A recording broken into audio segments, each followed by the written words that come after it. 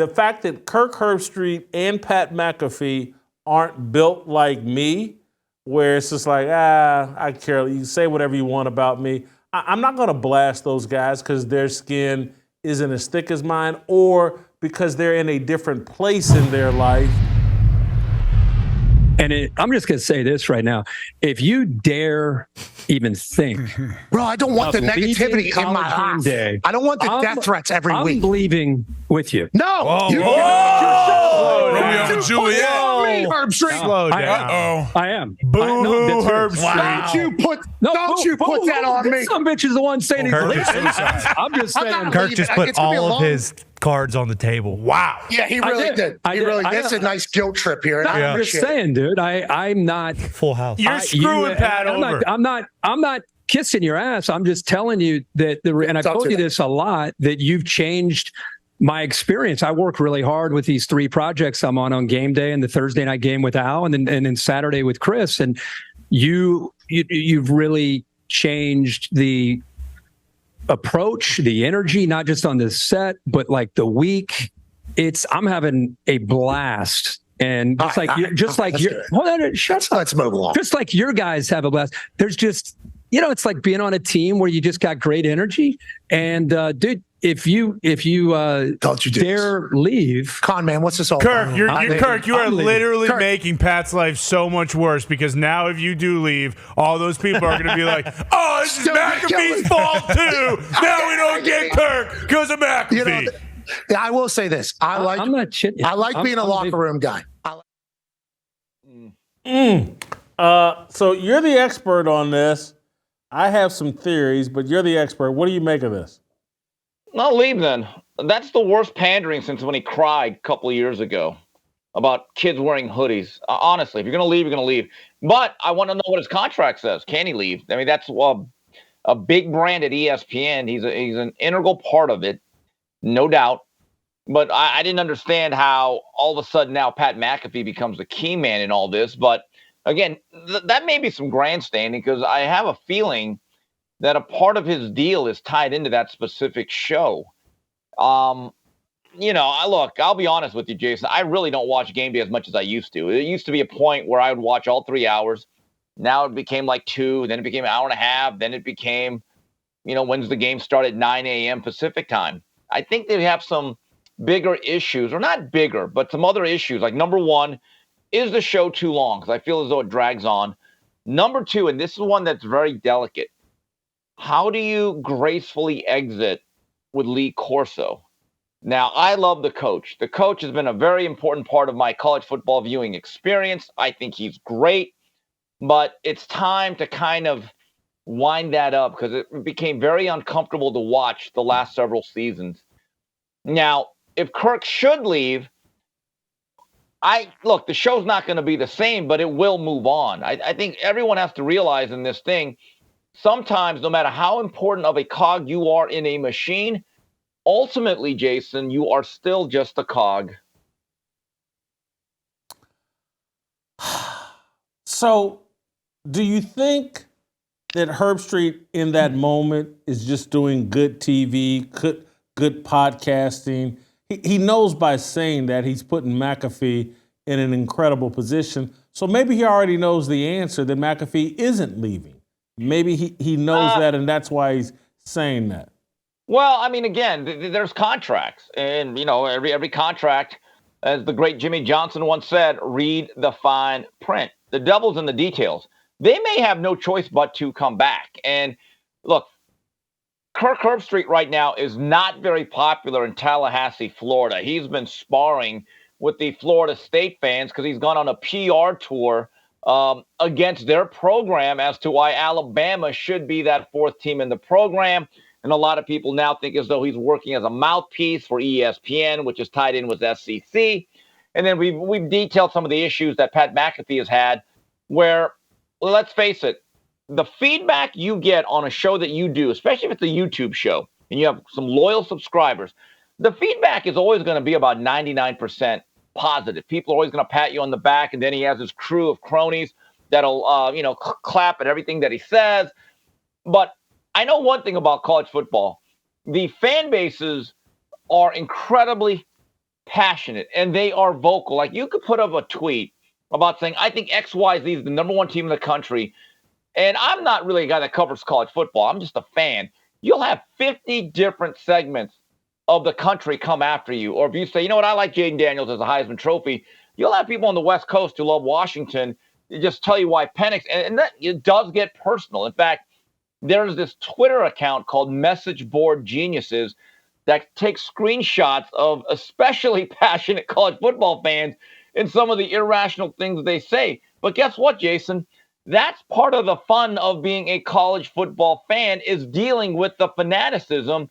And to me, it does not seem like Pat McAfee really wants to deal with it or has not learned to deal with it in his first year at ESPN. So it seems like Herbstreit is in a point of his life. I think there was health issues with his son.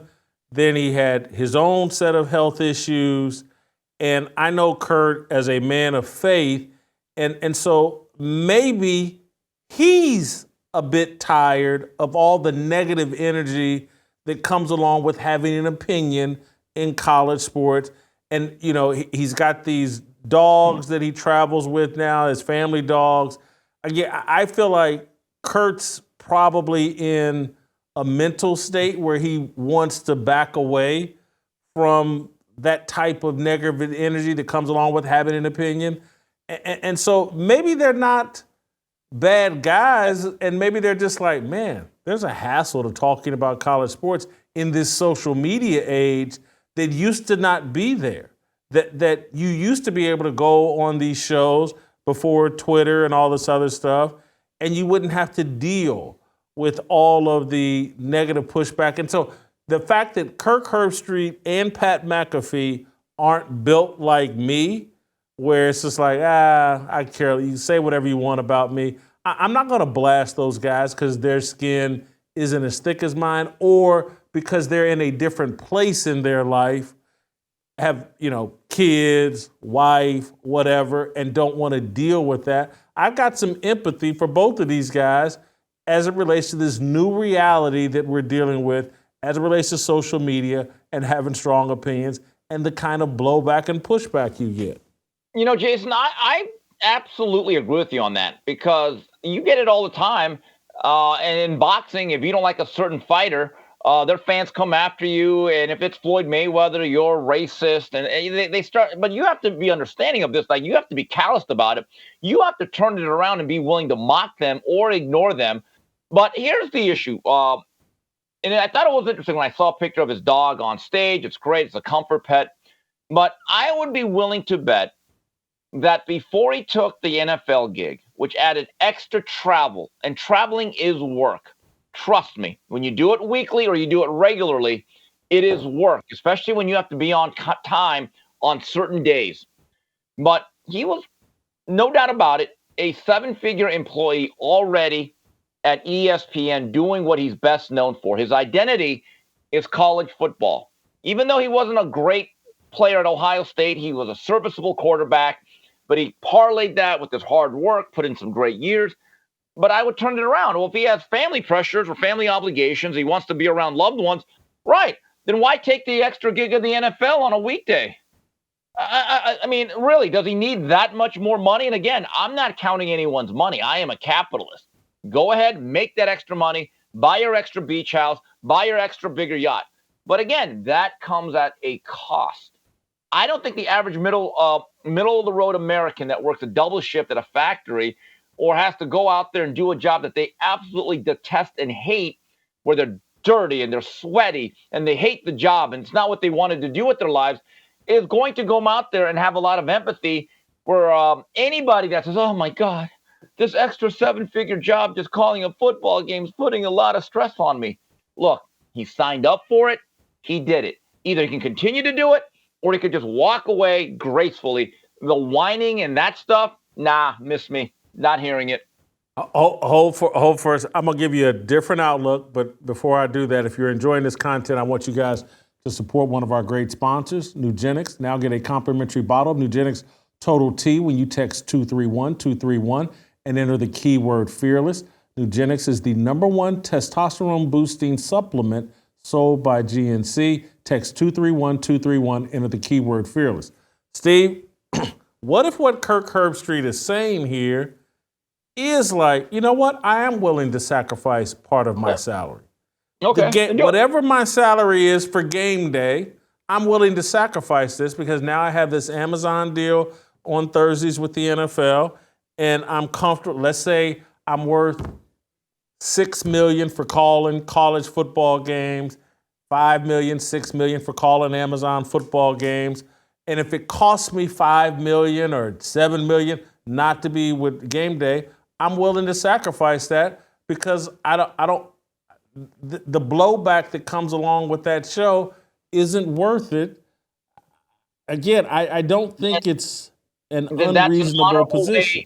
That's an honorable way of doing it then. That's making an adult decision with adult ramifications. I respect that. However, then you have to think about the ego and power and influence. Keep this in mind. As an NFL announcer on Amazon, he's like here. But in college football, the brand and the name of Kirk Herbstreit is way up here. He's literally one of the top 5 most important and influential voices in college football. In the NFL, he's not nearly as important as impactful. There's a value to that.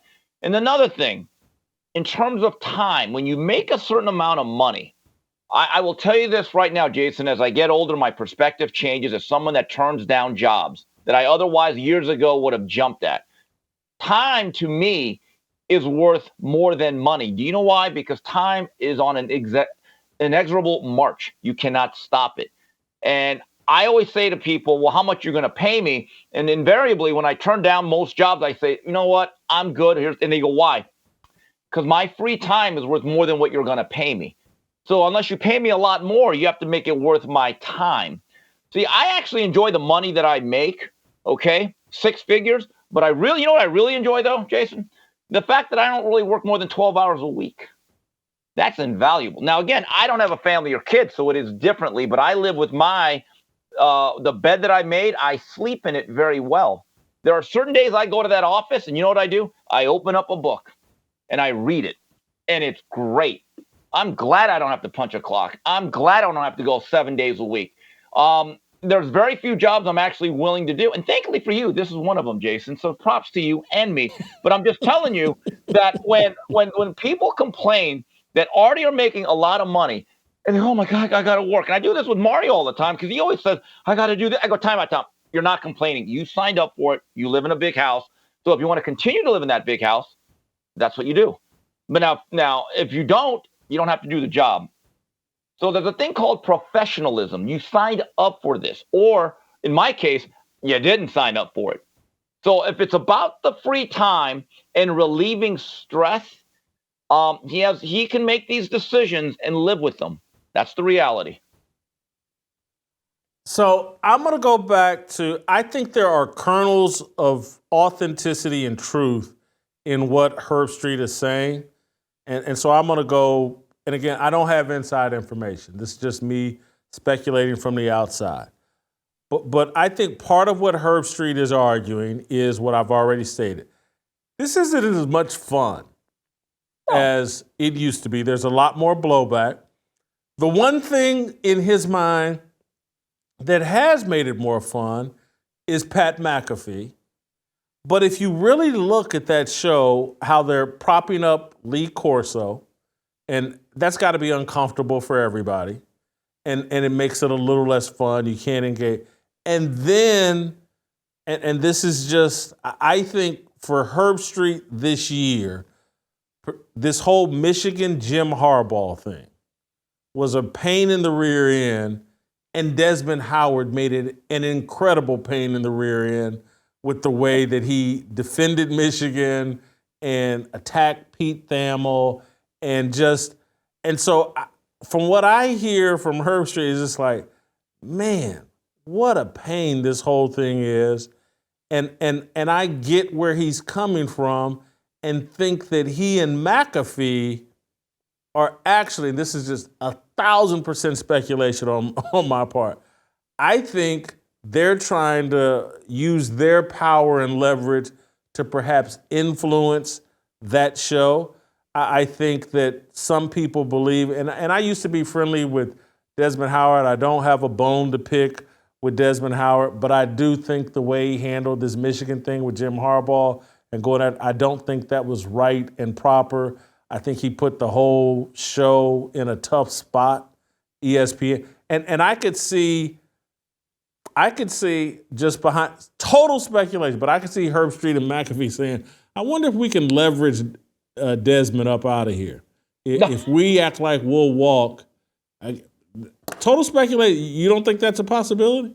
I hadn't really thought about it. I just think the biggest problem with Desmond is that at times he seems unprepared, which is, he's a bit of a Michigan homer. But again, that's the school that he played at. He did win a Heisman Trophy there in 1991. But I don't know. As someone that watched the prime of this show when it had Chris Fowler, I remember when it had Craig James, one half of the Pony Express. I remember when guys like Norm Hitzkiss was like the guy, and then Bino Cook came on an earlier iteration of the show, and then Reese Davis, who does an excellent job. He's great. That was like the Roman Empire. I'm not saying the Roman Empire has fallen, but I'm not going to lie to you. I do kind of like the meat and potatoes of the noon kickoff at Fox. But then the problem is, right, who do you get to replace Desmond Howard? Okay, number one, who has a Heisman Trophy? Because you kind of want that player to be an iconic guy at that college level. I'd go Reggie Bush. I mean, they stole his Heisman, but he still has it. yeah, that's true. But I don't know what happened with Desmond and Fox. I would have to speculate, but I don't know. Kirk, these are problems of the rich and famous. Either want to do the job for millions of dollars or you don't. But they're not going to get a lot of sympathy from the regular everyday Joe. My God, it's just like, God. It reminds me of that old line from Arliss. Remember that show Arliss on HBO about the agent? Of course. And the Arliss is negotiating on behalf of some relief pitcher, and they're in the room, and the general manager or the owner makes an offer of like $800,000 for this upcoming year. And Arliss goes, what? 800,000? This man's got a family to feed. I mean, let's have some perspective here. All right. The sanitation worker that has to wake up every day to do that job, that is trying to make ends meet, that's the guy I'm going to feel sorry for. Kirk, either you walk away, you do the job, you don't. It doesn't matter. ESPN and Game Day will roll on. But again, Jason, I'll leave you with this. He signed up for this, all of it. He was not drafted into this. He did this as an adult, his own volition. Think about that. I do want the audience to notice the little subtle thing that Steve did, putting me in my place, letting me know that he's the boss. Steve just announced, like, I'm done with this conversation. I'll leave you with this, Jason. I've got things to do. The Steve Kim show is over. Don't ask me any more follow-ups. I've rendered my opinion. Let's move on. Dealing with this, I can't believe I've been dealing with this diva behavior for 3 years now. But you live and learn. You get used to it. Well, first of all, I want to let the audience know, by the way, thank you guys, and drop a like and subscribe. And yes, leave great comments about me on the Apple thing. First of all, they called half an hour late, and now it's lunch, and now I'm hungry. I do the intermittent fasting. My stomach is growling like a starving Doberman. So anyway. All right, so I just want to be crystal clear as I let you go and let you go eat. Don't blame me. Blame John Hadley. Man. Normally when we're late, it's my fault. John Hadley is the reason. John Hadley chose to squeeze someone in before you rather than just following the instructions that we had laid out. We would have come to you early. But Hadley made the executive decision. Again, I have no control. I can't control you. I can't control Hadley. I can't control anything. I love the leadership. You're the head coach. You're the leader. You're the head coach. God dog it. First of all, my coordinator could not call a good play to save his life. And then my assistant wanted me to go for it on 4th down from the midfield. Don't blame me. All right. Anyway. All right. Thank you, Steve. Great job as always. Yeah, there's Hadley. Blame him. Yeah, That's actually a good picture. Headley actually looks like he's in his 80s. Anyway, get your Fearless Army swag at shopblazemedia.com/fearless. Use the promo code JASON25 for 25% off all orders. Thanks for watching. We'll see you next time. If you enjoyed that video, be sure to hit the like button and subscribe so you never miss a moment of Fearless.